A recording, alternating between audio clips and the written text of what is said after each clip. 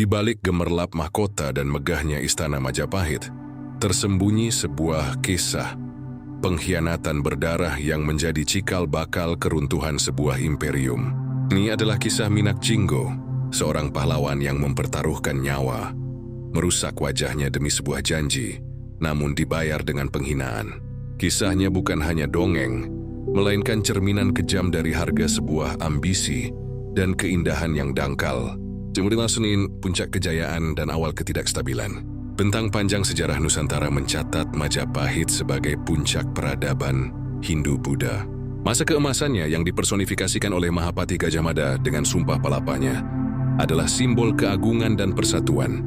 Namun setelah wafatnya Raja Hayam Wuruk, Sigit-Labur Silapasumbo IX, dan Gajah Mada tak lama setelahnya, Majapahit memasuki periode ketidakstabilan. Konflik internal dan intrik politik mulai menggerogoti kerajaan dari dalam.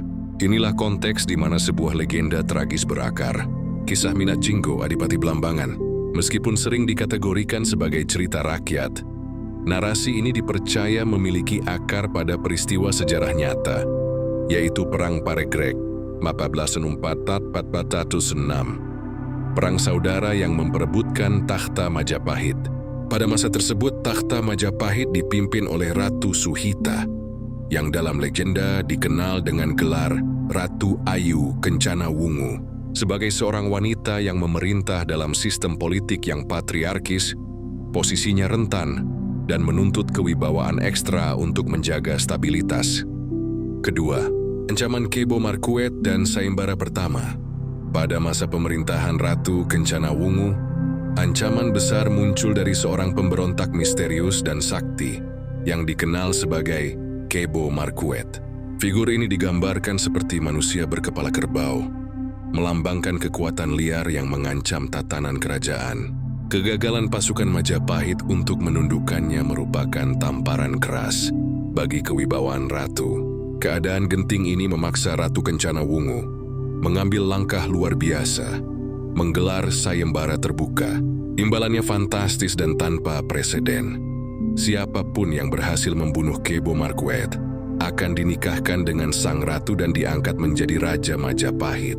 Janji ini adalah sebuah tindakan politik berisiko tinggi yang menunjukkan keputusasaan ratu, sekaligus cara untuk menemukan pemimpin militer paling tangguh tanpa melalui jalur dinasti.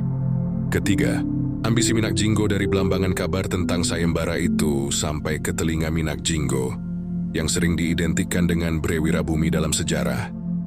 Adipati yang berkuasa di Blambangan, ujung paling timur Pulau Jawa.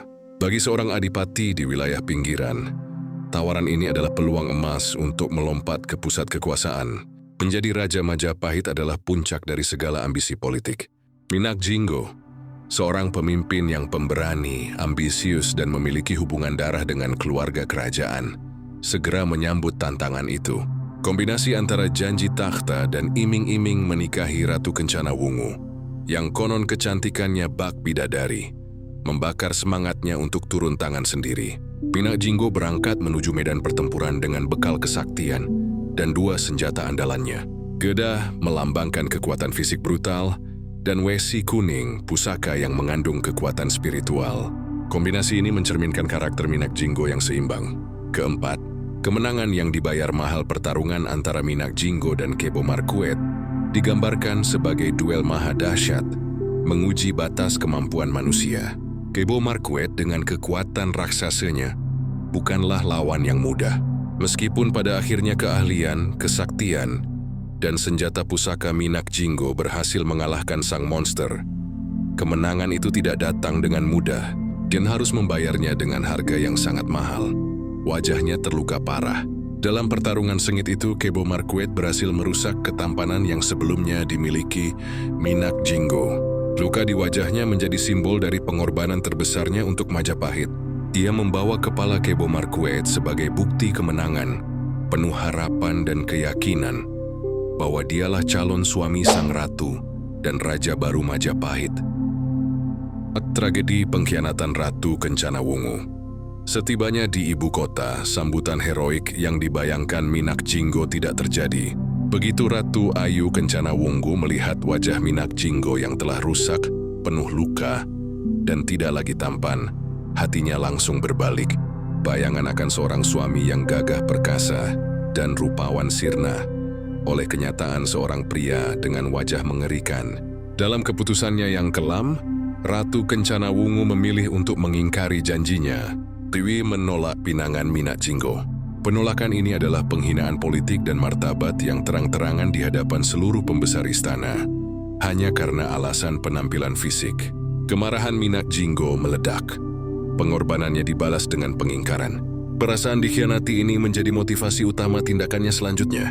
Ia kembali ke Blambangan bukan sebagai pahlawan, melainkan sebagai musuh yang bersumpah akan merebut dengan paksa apa yang menjadi haknya.